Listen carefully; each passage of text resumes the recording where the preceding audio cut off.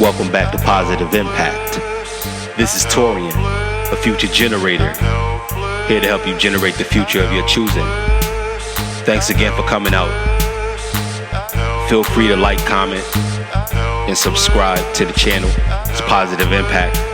For any consultations, feel free to contact me at supertsigma@gmail.com. Let's talk about the difference between marriage and relationships. We'll try not to be long here. Should be pretty much cut and dry.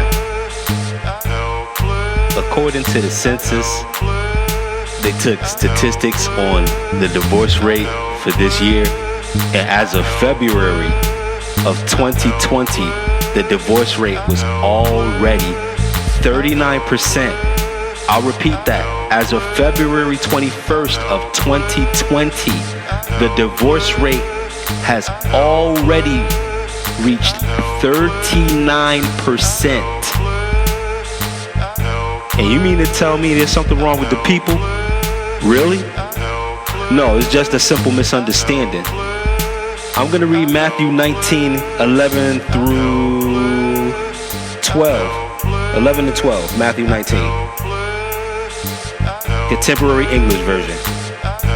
Jesus told them, only those people who have been given the gift of staying single can accept this teaching. Some people are unable to marry because of birth defects or because of what someone has done to their bodies. Others stay single in order to serve God better. Anyone who can accept this teaching should do so. See how Jesus calls staying single a gift? And the reason is this, because marriage doesn't have anything to do with a relationship. When you marry somebody, it just means that you're under a contract as a corporation. That's all it means. A relationship between a man and a woman is not the same thing as a marriage. A marriage is a corporation between two individuals that are joining as a corporation. The last name of the man is the name of the corporation. That's all. You get taxed like a corporation. The spirit of business is there like a corporation. And most people you date, you do not want to build empires with, do you? Let's be honest. You're not looking at your SOS. You're not looking at your significant other necessarily like a business partner. You just love them for who they are. It's genuine. Y'all click, y'all vibe, y'all hit it off well together. Y'all kindred spirits and all that good stuff. But it doesn't necessarily mean you want to be a corporation. But all the pressures of what it takes to be a corporation is what marriage is. Now, a relationship with people staying together, that's good. If you're with somebody and y'all plan to stay together, stay together. There's nothing wrong with that at all. That's the way it should be. But don't confuse that with marriage, because that's not the same thing. If you want to be with somebody, be with somebody. There's nothing that says you need to sign a piece of paper to do so. Because if you do that, then you're going to end up putting yourself in a situation of hardness of heart when you find divorce. And even where there's not hardness of heart, you know there might be some lingering sadness. Otherwise, one spouse wouldn't outlast the other for so many distances. You can tell which couples were close that were married. One goes, the other's not far behind. But nowadays, please, husbands get outlived by almost a decade or more, 15, 20 years. Or it'd be vice versa with the wife. That's evidence of somebody being sad. One spouse is well, the other is sick on almost all occasions.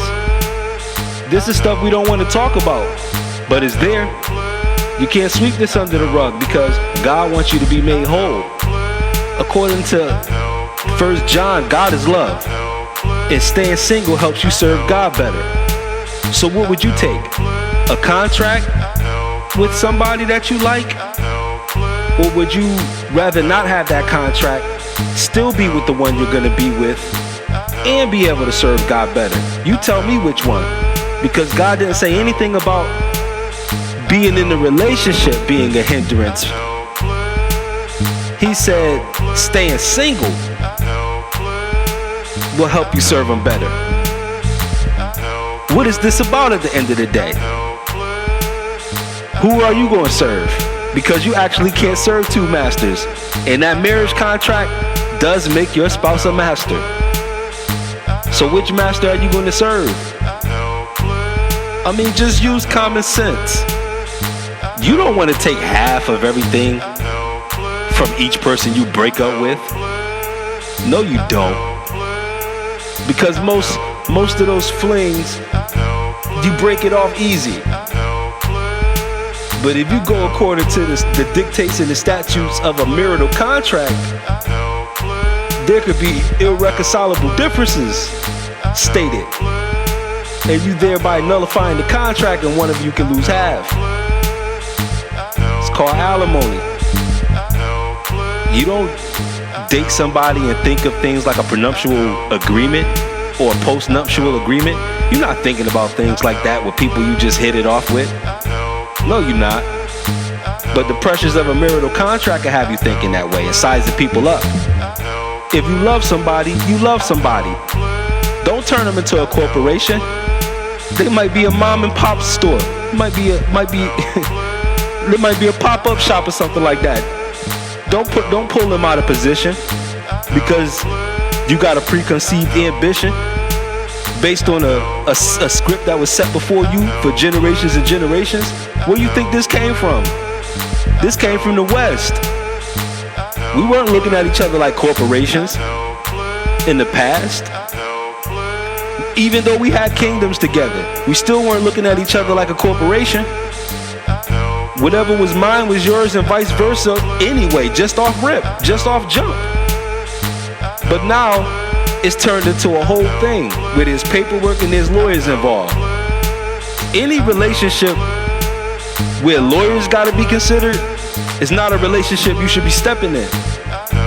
And sadly, it is a lot of people who are right for each other, but the spirit of a corporation ruins the relationship because they think the two are synonymous. And they're not.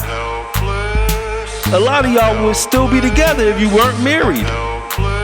If you had never walked down the aisle, y'all would still be together because the spirit of business choked out the spirit of relationship. You shouldn't poison the harmony, the natural harmony with God joined together. Don't let any man tear asunder. And I tell you what, that contract is something that man put together. God is the one that created that chemistry, that spark, where y'all just hit it off, where it was like love at first sight. God does that part.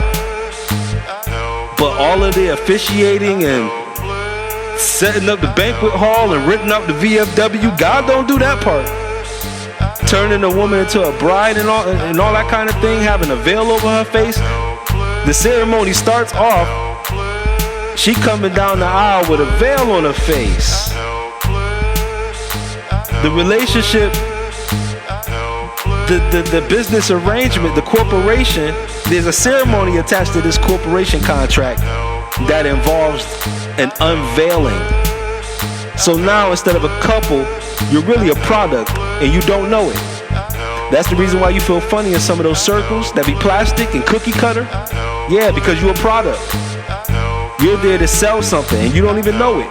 You're there to be a particular kind of brand. You have to live in a particular kind of house and you buy it. You go to a particular type of school and you go there to get a particular type of degree and you get it. It's all part of programming. Who you are is not the same thing as what you pursued all the time. Sometimes you think that's what comes next. But you got to understand there's a difference. Yes, God made man and woman. Yeah, the two do become one flesh, but not one spirit. Because that would be interfering with God and making one of you an idol. And you can't replace God, not even with your spouse. God comes first. But a marital contract doesn't dictate that. Even though you might swear before God. Those customs come from Rome. And you don't even know it. I didn't know it. A lot of other people didn't. They still run around here asking people questions like, when you gonna get married? And they wonder why they still can't get anybody, because they looking for husbands. Nah. God ain't sending husbands. God's sending men. God sending men that's gonna be in your life, men that's gonna be effective, men that's gonna get the job done. You still looking for husbands. You still looking for corporations. All the businesses have failed, baby. That corporation thing is already tanked 40%. Already a 40% margin of error. And that was right after Valentine's Day, you understand? A week later. All right, it was chocolate 1 week. All right. I don't want to sound like a marriage basher. I'm not here to bash couples getting together and couples staying together and monogamy. I'm not here to bash that. But I am here to make the distinction that there has been a possible error on at least a nationwide scale when it comes to really understanding the difference between loving someone and being with someone and entering a corporation contract. Those are two different things. A marriage is the same thing as a mortgage, is a promissory note between two individuals. If you love each other, you're gonna be with each other. You ain't gonna need no paperwork. Just let the paper work. Till death do you part. You can't guarantee that. You don't know where God has your individual paths. You trying to force something. Just use common sense. That's all. And you'll see. Like, wait a minute. Just stop and think. Because it's easy to go off what you see, especially if it's accepted. It's gonna feel good, it's gonna feel right. But just think about it a little deeply and you'll kind of see some of these distinctions. So I'll leave it right there. Again, I'm Torian with Positive Impact. Any questions, concerns, feel free to comment. But also, you can contact me at supertsigma@gmail.com. That's supertsigma@gmail.com. Happy existence, people. Thanks for listening.